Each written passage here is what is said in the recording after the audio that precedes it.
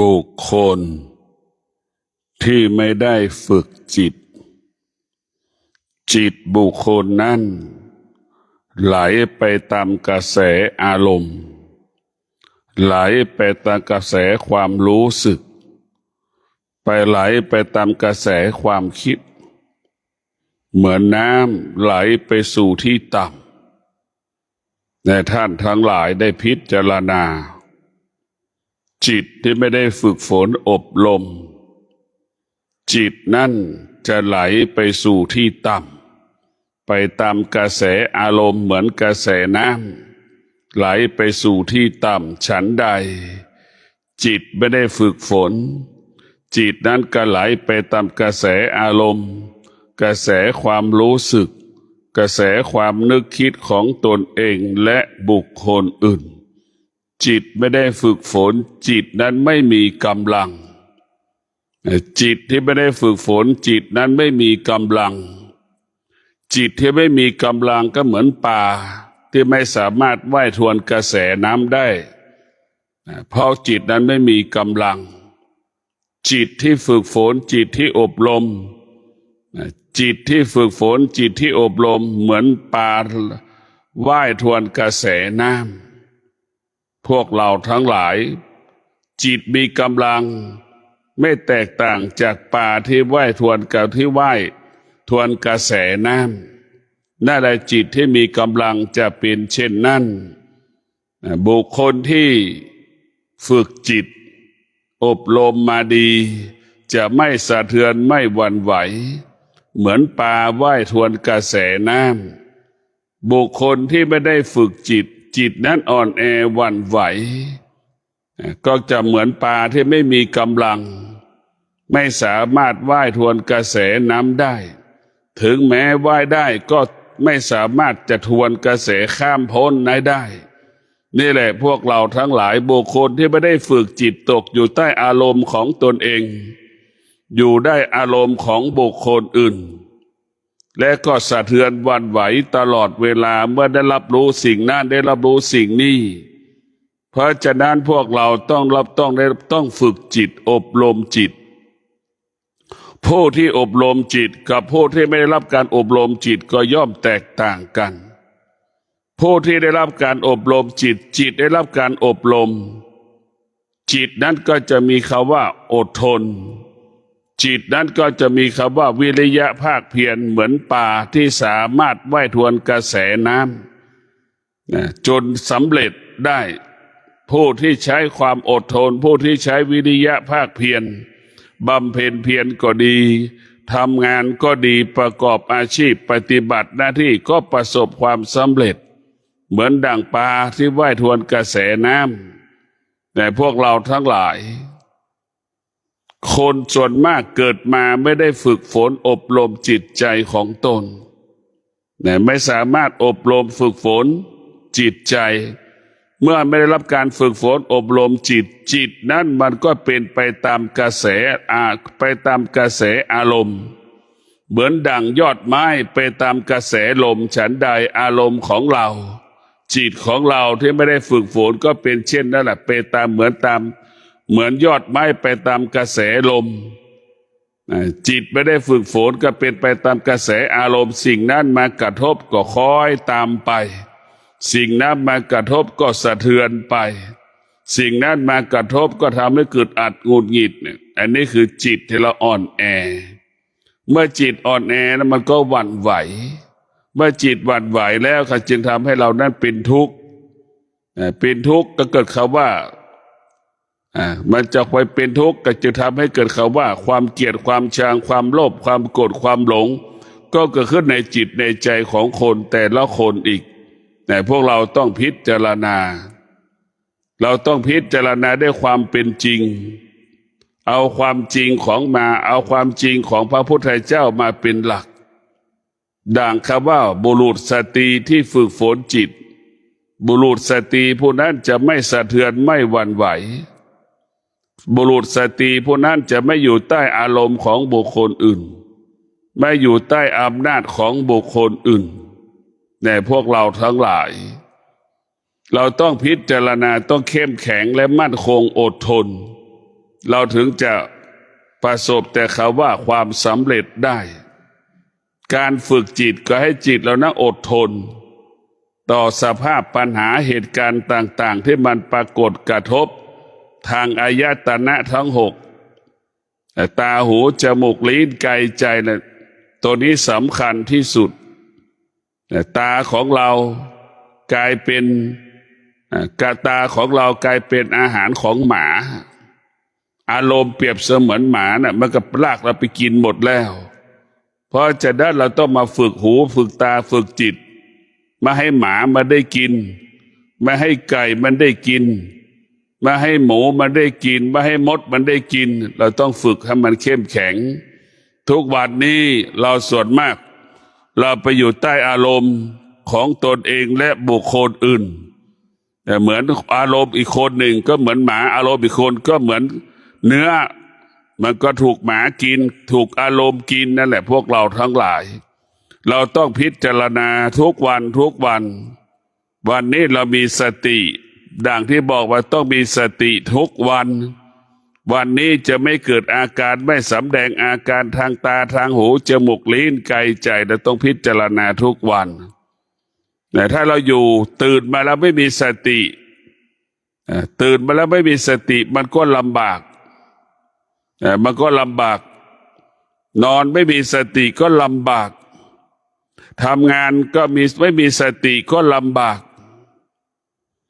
จะทำอะไรก็แล้วแต่ถ้าขาดสติแล้วโอกาสที่มันจะผิดพลาดนั้นมีสูงเราจะเห็นว่าเด็กอนุบาลมันไม่มีสติมันมีแต่จิตเราจะเห็นว่าเด็กอนุบาลนั้นมันไม่มีสติมันมีแต่จิตมันไม่สามารถแยกแยะได้ว่าอันนี้เป็นอะไรมันก็ไม่สามารถแม่พ่อบางครั้งมาไม่รู้หรอกแค่มันคุ้นเคยเฉยเด็กอนุบาลมันคุ้นเคยเฉยๆกับบุคคลนี้ซ้ำๆแต่ถ้าพ่อแม่ไม่อยู่กับมันสักเดือนนึงนี่มันก็ลืมพ่อแม่หมดแต่มันก็ลืมพ่อแม่ก็ไม่มีค่าไม่มีความหมายสำหรับเด็กอนุบาลนั่นแหละมันไม่มีสติมันคุ้นเคยเฉยๆเหมือนเด็กที่ถือตุ๊กตาเก่าๆที่ตุ๊กตาเก่าๆค่ำคืนเห็นไหมเด็กมันก็ถือไว้ตรงนั้นแหละนะมันคุ้นเคยอย่างงี้คุ้นเคยกับพ่อแม่เป็นเช่นนั้นดั่งจิตเราคุ้นเคยกับกิเลสเหมือนเด็กถือตุ๊กตาเก่าๆเป็นอย่างนั้นแหละกิเลสก็เหมือนสิ่งที่มันเปื้อนเปื้อนเหมือนตุ๊กตาที่มันเปื้อนเปื้อนเด็กก็ถือไว้ตรงนั้นนะมันคุ้นเคยแบบนั้นแหละพวกเราทั้งหลายจิตที่ไม่ได้ฝึกฝนมันก็จะคุ้นเคยกับความโลภความโกรธความหลงคุ้นเคยกับสิ่งที่รู้คุ้นเคยกับสิ่งที่เห็นเกิดอาการสำแดงอาการมันก็เป็นอย่างนี้แหละพวกเราทั้งหลายเราต้องพิจารณาว่าวันนี้เรามีสติวันนี้เราจะใช้สติเราจะหยุดยั้งอารมณ์ของเราจะไม่สนใจอารมณ์บุคคลอื่นๆเราจะอยู่กับตัวของตัวเราถ้าเราฝึกจิตเราก็จะมั่นคงใครจะตายก็เรื่องของเขาใครจะเจ็บก็เรื่องของเขาให้เข้าใจแบบนี้เดี๋ยวเราฝึกจิตเราจะเข้าใจทุกคนเป็นเช่นนี้ทุกคนเป็นแบบนี้เมื่อเรารู้ความจริงซึ่งกันและกันความชั่วก็เป็นความจริงความดีก็เป็นความดีก็เป็นความจริงมันเป็นความจริงทั้งหมดความโลภก็เป็นความจริงความไม่โลภก็เป็นความจริงความที่เราไม่โลภมันก็เป็นความจริงเราไม่โลภเราก็ไม่วุ่นวายไม่กังวลใจเรามีความโลภเราก็มีความกังวลใจไม่สบายใจทุกข์ใจเรามีความโลภกับทุกข์อยากได้สิ่งนั้นอยากได้สิ่งนี้แต่พอไม่ได้แล้วก็จะเกิดอาการไม่ได้ด้วยระเบียบกฎเกณฑ์กติกาก็ล่วงละเมิดกฎเกณฑ์กติกาดังที่ปรากฏอยู่ทุกวันในพวกเราทั้งหลายยังสอบข้อสอบท้องถิ่นเนี่ยมันมีความโลภไม่มีความสามารถก็ไม่มีความสามารถในการสอบก็ไปซื้อตำแหน่ง เข้าบรรจุเป็นข้าราชการท้องถิ่นเนี่ยไม่ได้พวกเราทั้งหลายมันจะเกิดปัญหาในความโลภเป็นเหตุให้เกิดความทุกข์ดังข้าราชการท้องถิ่นส่วนหนึ่งที่เป็นข่าวว่ามีซื้อตำแหน่งบรรจุเป็นข้าราชการท้องถิ่นนั่นแหละนี่แหละมันจิตมันโลภมันก็เกิดความอยากหยุดยั้งความอยากไม่ได้นะเลยไปอาศัยบุคคลอื่นวันนี้ความอยากมันไม่สมหวังนะมันก็จึงเกิดอาการคำว่าทุกข์ใจ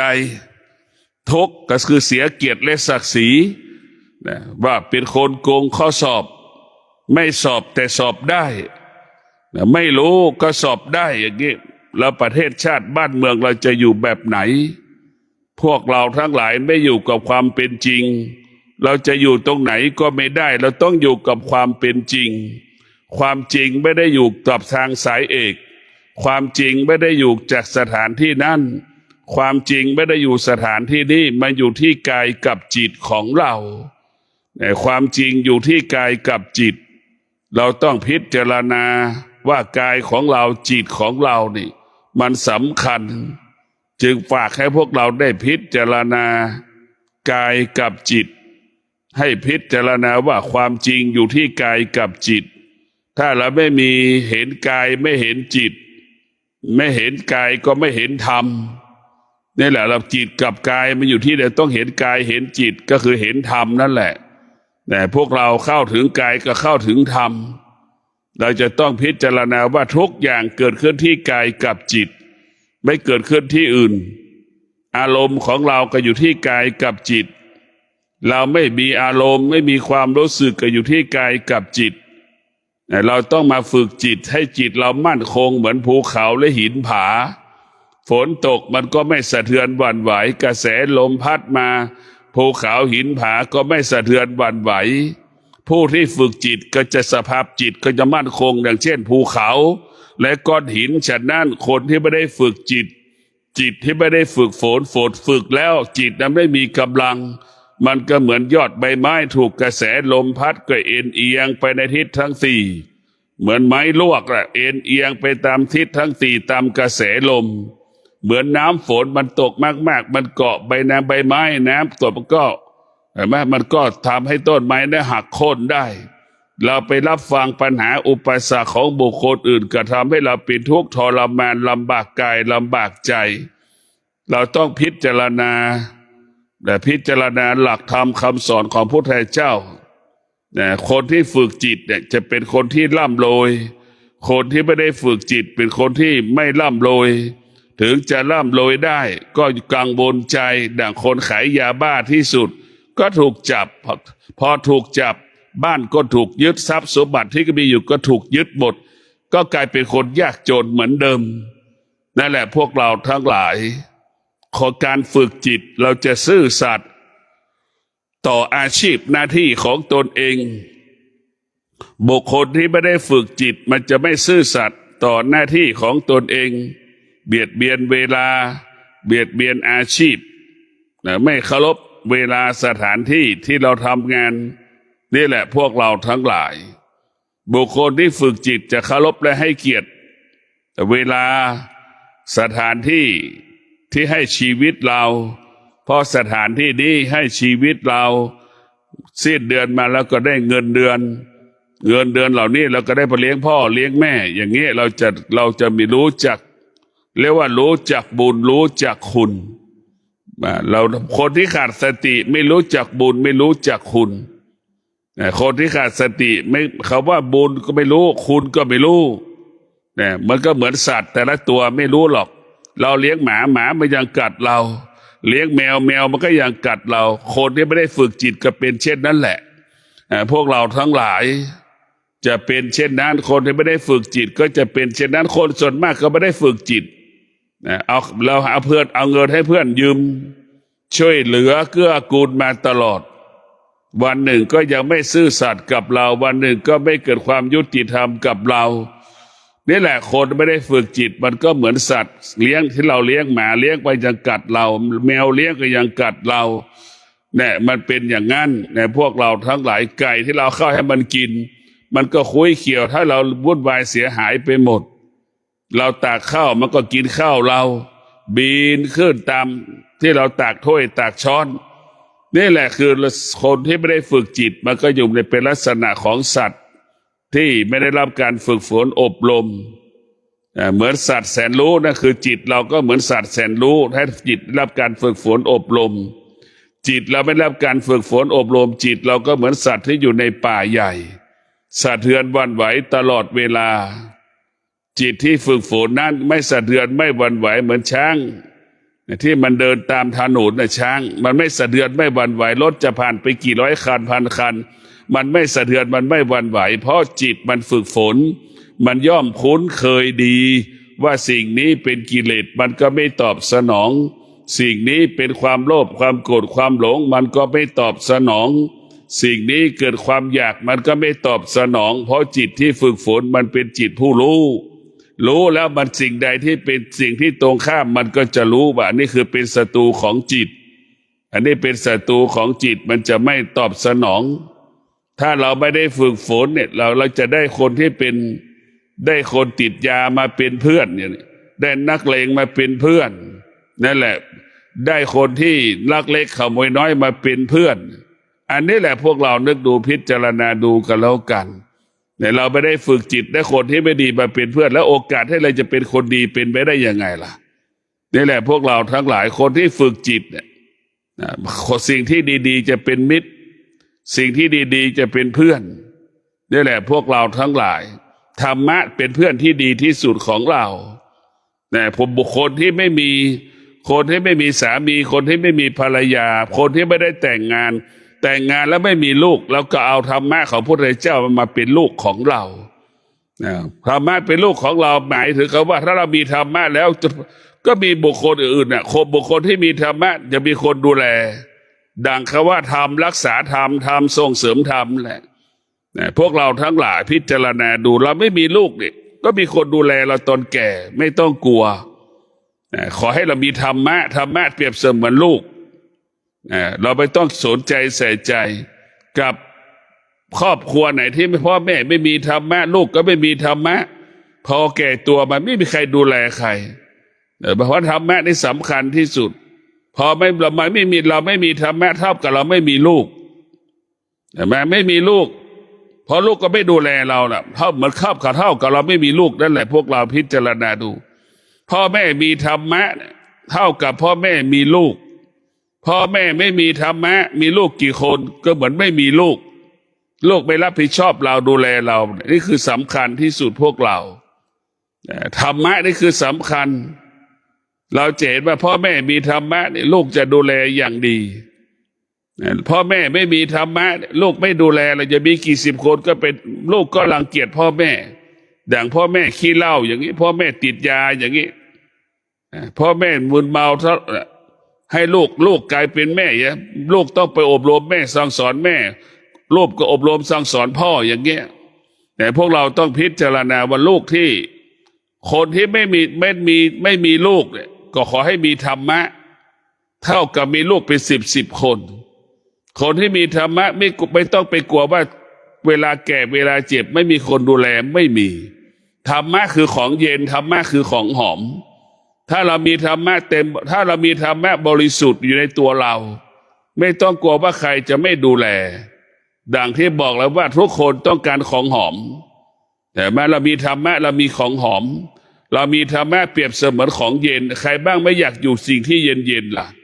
นี่แหละพวกเราพิจารณาดูแต่เราต้องเอาคนที่ไม่ได้แต่งงานก็เอาธรรมะของพระพุทธเจ้ามาเป็นสามีคนที่ไม่เอาคนไม่ได้แต่งงานก็เอาธรรมะของพระพุทธเจ้ามาเป็นภรรยาอยู่และมีความสุขอยู่ด้วยธรรมแต่ถ้าอยู่กับสามีไม่มีธรรมะก็เป็นทุกข์อยู่กับภรรยาไม่มีธรรมะก็เป็นทุกข์เหมือนสามีบางคนภรรยาบางคนป่านนี้ยังเข้าบ้านไม่ได้กินเที่ยวเล่นอยู่อย่างนี้พวกเราพิจารณาดูมีสามีเท่ากับมีขี้มีสามีเท่ากับมีกองไฟอยู่ในบ้านน่ะมีของเน่าของเหม็นอยู่ในบ้านน่ะถ้าสามีนั้นไม่ซื่อสัตย์ต่อเราสามีไม่มีธรรมะมันก็ไม่รู้จักคำว่าภรรยาตนเองไม่ให้เกียรติภรรยาตนเอง สามีที่มีสติจะให้เกียรติภรรยาเคารพภรรยาจะไม่ทำให้ภรรยาร้องไห้เสียใจนี่คือธรรมะเพราะฉะนั้นสามีภรรยาต้องมีธรรมะแต่ส่วนมากสามีภรรยาไม่เห็นคุณค่าธรรมะยุคปัจจุบันคนไม่ค่อยเห็นค่าพอไม่เห็นค่าแล้วเราก็คิดว่าเราจะปกป้องสามีเราได้ไม่มีภรรยาคนไหนปกป้องสามีตัวเองได้ไม่มีสามีคนไหนที่จะปกป้องภรรยาตัวเองได้ไม่มีแต่ธรรมะของพระพุทธเจ้าเท่านั้นที่จะปกป้องสามีเราได้ปกป้องภรรยาเราได้สามีมีธรรมะก็พาภรรยาตัวเองรักษาศีลอย่างเนี้ยเห็นไหมสามีภรรยามีธรรมะกับพาสามีตัวเองรักษาศีลอย่างเนี้ยสามีรักษาศีลภรรยารักษาศีลนั่นแหละพวกเราทั้งหลายจะปกป้องซึ่งกันและกันสามีก็ปกป้องตนเองภรรยาก็ปกป้องตัวเองเรียกอะไรเขาว่าปกป้องก็คือศีลทั้ง5 ข้อนะเป็นเครื่องมือปกป้องคุ้มครองรักษาให้เป็นสามีภรรยาที่ยั่งยืนที่สุดก็คือศีลทุกวันนี้เราไม่เอาศีลเราไปเอาอารมณ์ไปเอาความรู้สึกไปเอาทรัพย์ไปเอาสมบัติไปเอาปัจจัย4มาเป็นเหตุเป็นผลให้คนอยู่ร่วมกันได้มันไม่ได้เราต้องเอาธรรมะเนี่ยมาเป็นสามีเอาธรรมะเนี่ยมาเป็นภรรยาถ้าเราคนที่ไม่ได้แต่งงานก็คิดว่าเอาธรรมะมาเป็นสามีเอาธรรมะมาเป็นภรรยาเราสามารถมีความสุขได้เมื่อเรามีธรรมะคนที่มีสามีมีภรรยาไม่มีศีล5เนี่ยไม่มีความสุขอยู่กับสามีก็ไม่มีความสุขอยู่กับภรรยาก็ไม่มีความสุขนั่นแหละพวกเราทั้งหลายไม่มีธรรมะมันไม่มีความสุขถ้าไม่มีธรรมะมันก็แตกแยกอย่าล้างกันด่างคนจำนวนมากสามีภรรยาที่มันแตกแยกกันเนี่ยก็เพราะมันไม่มีธรรมะคือมันไม่มีศีลทั้ง5 ข้อหรือศีลข้อใดข้อหนึ่งที่ทำลายความเป็นสามีภรรยาเราทั้งหลายพิจารณาดูการเป็นสามีการเป็นภรรยานี่มันต้องชอบประกอบไปด้วยศีลสามีภรรยาสิ่งที่เขาต้องการที่สุดก็คือความมั่นคงการเป็นสามีการเป็นภรรยาต้องการมากที่สุดคือความซื่อสัตย์ความยุติธรรมทรัพย์สมบัติผู้เป็นสามีผู้เป็นภรรยายังไม่ต้องการเนี่ยพวกเราพิจารณาดูจริงหรือไม่พิจารณาดูทั้งสามีทั้งภรรยาที่ต้องการมากที่สุดคือต้องการธรรมะคือทำให้เรามั่นคงแต่ธรรมะทำให้เรามั่นคงนี่เราต้องพิจารณาดูนี่คือธรรมะทำแล้วมั่นคงแต่เราไม่มีธรรมะเนี่ยมันไม่มั่นคงดังเช่นสามีภรรยาที่แตกแยกหย่าร้างก็เพราะไม่มีธรรมะคือไม่มีศีล5นั่นแหละเมื่อสามีภรรยาไม่ดำรงด้วยศีล5มันอยู่ด้วยกันไม่ได้ดังที่ปรากฏดังที่ทุกคนสัมผัสรู้ได้ก็เพราะว่าสามีภรรยาคู่ใดไม่มีธรรมะที่สุดก็ต้องแตกแยกหย่าร้างกันไปแต่คนที่สามีภรรยาที่มีธรรมะก็เกิดคำว่ามั่นคงจากการที่ไม่มีเงินเลยอยู่ด้วยกันมามีแต่ตัวพอมีธรรมะก็คือมีความอดทนมีศีลทั้ง5 ข้ออดทนจนมีทรัพย์มีสมบัติเพิ่มทวีคูณกลายเป็นมีกินมีใช้เหลือกินเหลือใช้ปัจจัย4ครบทุกอย่างเครื่องในความสะดวกครบทุกอย่างนั่นแหละพวกเราทั้งหลายจะเห็นว่าธรรมะทำให้เราเป็นสามีมีกำลังภรรยามีกำลังภรรยารักษาศีลแต่สามีล่วงละเมิดศีลมันก็ทำลายทุกสิ่งทุกอย่างภรรยาก็ไม่มีกำลังใจทำงานภรรยาก็มีกำลังใจที่จะเลี้ยงลูกใช่ไหมมีแต่ความหดหู่ใจมันก็มีพลังที่จะประกอบอาชีพปฏิบัติหน้าที่ท้ายสุดก็เกิดแต่คำว่าลำบากยากจนเกิดขึ้นกับครอบครัวนั้นแต่พวกเราต้องมีสติไม่ควรจะไว้ใจใครสักคนนะเรายังไว้ใจเราไม่ได้แล้วจะไว้ใจคนอื่นได้ยังไงเราต้องพิจารณาด้วยความเป็นจริงดังลูกทุกคนไม่เคยพูดความจริงให้กับพ่อแม่ตนเองถึงพูดไม่หมดไม่จบเนี่ยเราเข้าใจไม่มีลูกคนไหนบ้างที่พูดทุกอย่างให้แม่พูดความจริงทุกอย่างให้แม่ฟังหมดไม่มีแม่เช่นเดียวกันแม่ก็ไม่เคยพูดความจริงให้กับลูก ถึงแม้พูดไม่หมดไม่จบอันนี้คือเป็นกฎของชีวิตเป็นกฎของโลกมันเป็นเช่นนี้ยามใดบุคคลอื่นพูดมาแล้วเราต้องเชื่อมันได้อย่างไรมันจะเกิดคำว่าเชื่อหูไว้หูผู้ที่มีสติจะเป็นเช่นนั้นผู้ที่ขาดสติก็จะเชื่อทุกอย่างนั่นแหละดังคนบุคคลอื่นมาพูดกับเราเชื่อมาให้หมดแต่ถ้าเราคิดได้ว่าเราเองแม้กระทั่งเราเป็นลูกเนี่ยเรายังพูดความจริงให้กับแม่เราไม่หมดแล้วคนที่มาพูดกับเราเนี่ยมันจะพูดความจริงให้เราหมดได้อย่างไรนี่เราก็ต้องพิจารณาเนี่ยทุกคนเป็นเช่นนี้แม่ก็เป็นเช่นดังลูกลูกก็เป็นเช่นดังแม่สามีก็เป็นดังภรรยาภรรยาก็ดังเป็นสามีไม่เคยพูดความจริงให้กันและกันเราต้องเข้าใจไม่มีใครพูดความจริงให้กันและกันถ้าเรารู้อย่างนี้แล้วเราก็ไม่ถูกหลอกพวกวันนี้เราไม่รู้อ่ะมันเป็นผู้ไม่รู้มากกว่าเป็นผู้รู้ใครพูดอะไรมาเชื่อหมดสแกมเมอร์พูดแม่ก็เชื่อหมดแก๊งคอลเซ็นเตอร์แม่ก็เชื่อหมดพวกเราถูกหลอกกิเลสมันหลอกเราหมดกิเลสหลอกกิเลสพวกทุนจีนสีเทาสแกมเมอร์ทั้งหลายเนี่ยได้เป็นทุนจีนสีเทาเนี่ยเรานึกดูในปีหนึ่งมาเอาเงินที่เราไปเนี่ยมันเอาเงินจากประเทศไทยไปนี่พวกเรานึกดูนี่เป็นแสนล้านนะพวกเราเป็นแสนล้านในเงินหายไปนะหายไปเลยมันไม่อยู่ในประเทศไทยเราหายออกจากประเทศไทยเรานะเหมือนข้าวสารเรามี10 กระสอบมีคนขโมยไปหมดน่ะเนี่ยเงินก็เหมือนกระสอบข้าวสารนะนึกดูนั่นแหละเงินมันถึงทำให้เราลำบากเงินหายยากเพราะตรงนี้แหละเพราะเงินออกไปสู่ในนอกระบบเงินขายยาบ้าเนี่ยเมื่อก่อนหายไปจากธนาคารอีกปีนึงก็เป็นแสนล้านนะพวกเราทั้งหลายเยอะมากพวกเราจะเห็นได้ว่าเงินขายยาบ้าเนี่ยมันก็ไปอยู่นอกระบบมันไม่ได้เข้าฝากธนาคารแต่พวกเราก็ต้องพิจารณาดูว่าการมีสติฝึกจิตเราเรื่องการฝึกจิตนี่สำคัญบุคคลที่ฝึกจิตจะเป็นคนที่มีสติรู้สึกตัวอยู่ตลอดเวลาบุคคลที่ไม่ได้ฝึกจิตจะขาดสติอยู่ตลอดเวลาจะโมโหง่ายจะโมโหง่ายจะหงุดหงิดง่ายคนที่ขาดสตินี่เวลาโมโหก็ยาวนานโมโหก็ยาวนานคนที่ขาดสตินี่พวกเราต้องพิจารณาโมโหยาวนานหงุดหงิดยาวนานแต่คนที่ขาดสติเป็นเช่นนี้คนที่ฝึกจิตโมโหเป็นปกติแต่มีสติก็รู้สึกได้ง่ายบุคคลที่มีฝึกจิตบุคคลที่ฝึกฝนจิตอบรมจิตเวลาโมโหก็มีระยะเวลาอันสั้นดังเรานั่งกินข้าวหลังเรานั่งบนโถส้วมขี้นั่นแหละเป็นเช่นนั้นเราจะมีระยะเวลาอันสั้นดังเราเข้าห้องน้ำนั่งบนโถส้วมนะมีระยะเวลาอันสั้นดังเรากินข้าวเวลาโมโหงุนงิดจะเป็นเช่นนั้นคนที่ฝึกไม่ได้ฝึกจิตวันหนึ่งก็ยังไม่หาย2 วันก็ไม่หายเราจะเห็นได้ว่าคนที่ปฏิบัติธรรมประพฤติธรรมรู้ว่าเรามีธรรมหรือไม่มีธรรมรู้ว่าเรามีสติหรือขาดสติเมื่อสิ่งอื่นมากระทบมันจะรู้เลยพวกเราทั้งหลายเมื่อมีสิ่งอื่นมากระทบสำคัญที่สุดเราต้องฝึกสติตรงนี้เราต้องฝึกจิตอบรมจิตของเรามันสำคัญคนที่ไม่ได้ฝึกจิตก็เหมือนหมาจรจัด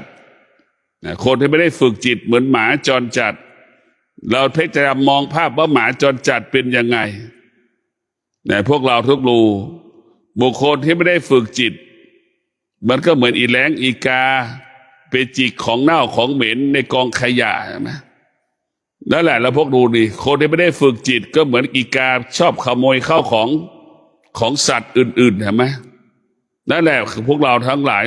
ไม่ได้ฝึกจิตบุคคลที่ฝึกจิตมันจะให้ความเคารพบุคคลอื่นๆมีสติในการกินมีสติในการนอนมีสติในการประกอบอาชีพมีสติในการดำเนินชีวิตคือจะมีสติอยู่ตลอดเวลา แต่พวกเราทั้งหลายมันแตกต่างกัน ฝากเราได้พิจารณาว่าสติก็ดีคนที่มีสติกับไม่มีสติมันแตกต่างกันคนที่ฝึกจิตกับคนที่ไม่ได้ฝึกจิตก็แตกต่างกันฝึกจิตอาศัยสมาธิสมาธิจะเกิดสมาธิต้องอาศัยความอดทน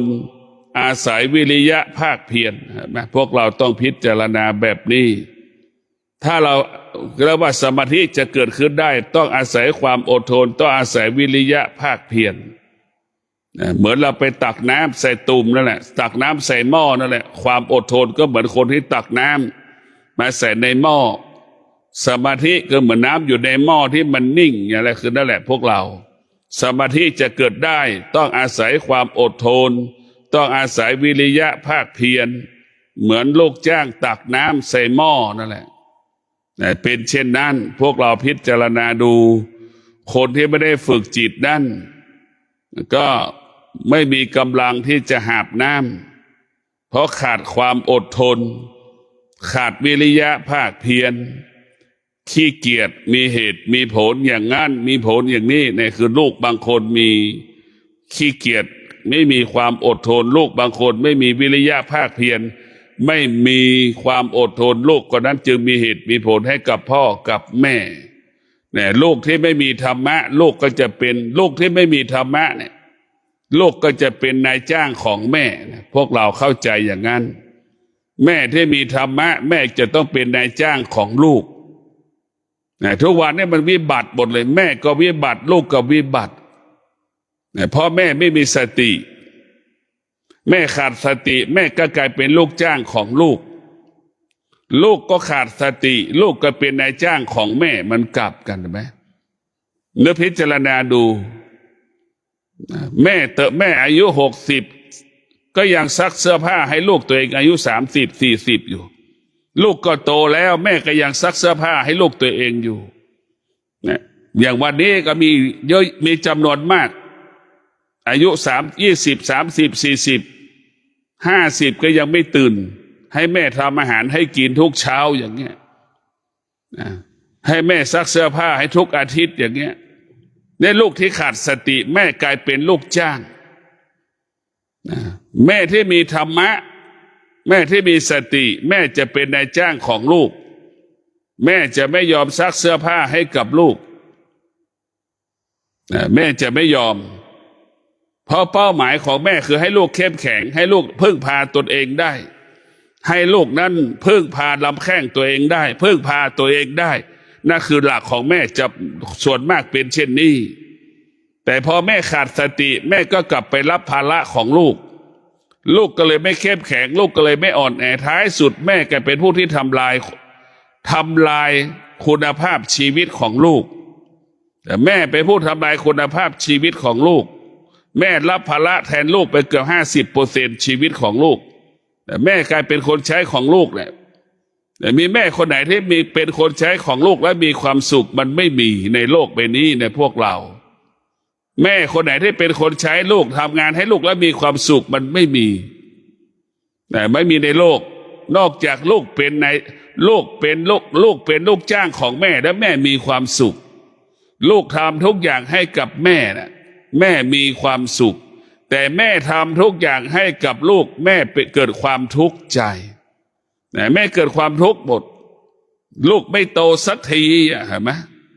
อะไรแม่ก็ทำให้หมดนี่แหละพวกเราทั้งหลายต้องพิจารณาในแม่ที่มีธรรมะก็จะเป็นนายจ้างของลูกแม่ทั้งหลายจงรับฟังนี่แล้วต้องเข้าใจ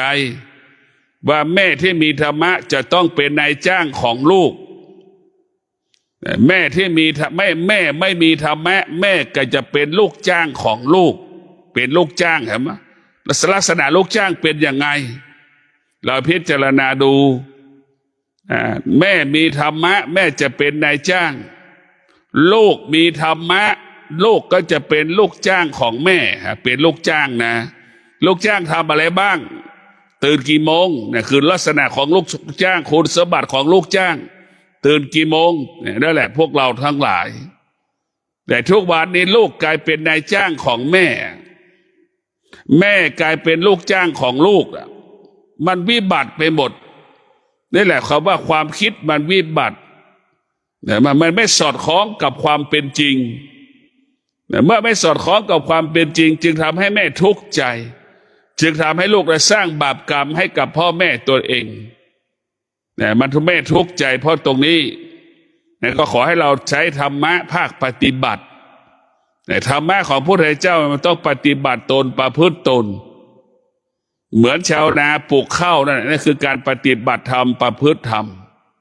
พรวนดินหาเอาน้ำใส่ดินไปเอาหาข้าวเม็ดข้าวไปหว่านเป็นก้าเอามาชำเป็นต้นข้าวอยู่ในนานั่นแหละคือการปฏิบัติธรรมเป็นดั่งชาวนาปลูกข้าวก่อนที่จะปลูกข้าวก็เตรียมดินถางหญ้าพรวนดินแล้วก็แช่น้ำเอาน้ำแช่ดินได้ระยะเวลาแล้วก็ปลูกข้าวเนี่ยเห็นไหมนี่แหละพูดอะไรนี่แหละคือการปฏิบัติธรรมมันก็มีขั้นมีตอนดั่งชาวนาปลูกข้าวนั่นแหละดั่งชาวนาทำนาดั่งชาวนาปลูกต้นข้าวในนาเป็นอย่างนั้นมันมีขั้นตอนของมันผู้ที่ปฏิบัติธรรมก็มีขั้นตอนแบบนั้นแหละหญ้าทั้งหลายเปรียบเสมือนความโลภความโกรธความหลงกิเลสตัณหาราคะเหมือนชาวนาจะปลูกข้าวทำนาจะต้องถางวัชพืชหญ้าออกให้หมดคนที่ปฏิบัติธรรมกับต้องกำจัดกิเลสตัณหาราคะออกให้หมดจิตเราก็เหมือนต้นข้าวถ้าหญ้ามีวัชพืชมันเต็มนาแล้วข้าวก็จะไม่ขึ้นฉันใดถ้าเราผู้ปฏิบัติธรรมมีความโลภมีความโกรธมีความหลงมีความอยากมีกิเลสตัณหาราคะอยู่การปฏิบัติธรรมมันก็ไม่งอกงามไม่ประเกิดเหมือนชาวนาปลูกข้าวนั่นแหละไม่เกินต้นข้าวมันก็งอกอยู่แต่ไม่ออกรวงเราปฏิบัติธรรมอยู่แต่มันไม่เกิดผลในการปฏิบัติธรรมเหมือนแม้เกิดผลก็น้อยนิดนี่แหละพวกเราต้องแก้ไขกำจัดธรรมชาติที่เป็นอยู่ในกายเราคือความโลภความโกรธความหลงความเกลียดความชังเนี่ยต้องกำจัดออกให้หมดแต่การที่จะกำจัดสิ่งเหล่านี้ออกได้เราก็ต้องเริ่มต้นในการรักษาศีลว่าด้วยการจัดระเบียบอารมณ์ศีลว่าด้วยการจัดระเบียบความคิดศีลว่าด้วยการจัดระเบียบการดำเนินชีวิตแต่ละวันให้กายวาจาใจเราบริสุทธิ์ให้กายวาจาใจเราบริสุทธิ์เราทำแบบนี้ทุกวันแต่เราจะเกิดแต่เขาว่าความเจริญความรุ่งเรืองจะเกิดขึ้นแต่พวกเราทั้งหลายอย่าให้กระแสจิตเราไหลไปสู่ที่ต่ำนะเหมือนกระแสน้ำนะมันจะไหลจากที่สูงลงสู่ที่ต่ำผู้ที่ได้ไม่พูดบุคคลที่ไม่ได้ฝึกจิตก็ไหลอารมณ์จิตก็ไหลไปตามกระแสอารมณ์เหมือนกระแสน้ำไหลจากที่สูงลงสู่ที่ต่ำนั่นแหละเป็นแบบนั้นแต่พวกเราทั้งหลายต้องพิจารณาจิตของเราได้รับการฝึกฝนอบรมจิตเราก็เหมือนปลาที่ว่ายทวนกระแสน้ำที่สุดปลาก็เกิดความว่าสำเร็จว่ายทวนกระแสน้ำได้ขอให้พวกเราได้มีสติในการดำเนินชีวิตมีสติในการประกอบอาชีพมีสติทุกวันเราจะทำสิ่งใดก็ง่ายเราจะทำสิ่งใดก็สะดวกชีวิตของเรามันต้องประกอบไปด้วยธรรมะนี่แหละเป็นผู้คุ้มครองชีวิตเราในพวกเราแต่เราไม่เข้าใจเราเข้าใจว่าพ่อแม่ครูบาอาจารย์เพื่อนเราสามารถช่วยเหลือเราได้ช่วยได้ไม่กี่เวลาหรอกเช่นเราไปยืมเงินเขาเนี่ยเราไปยืมเงินแล้วไม่เกิน3 ครั้งนะไม่มีใครให้เรายืมแหละเพราะอะไรเพราะเราไม่ซื่อสัตย์แต่ถ้าเราซื่อสัตย์มีธรรมะและไปยืมเงินเขาเนี่ยทุกวันที่1เราจะต้องตรงเวลาเราซื่อสัตย์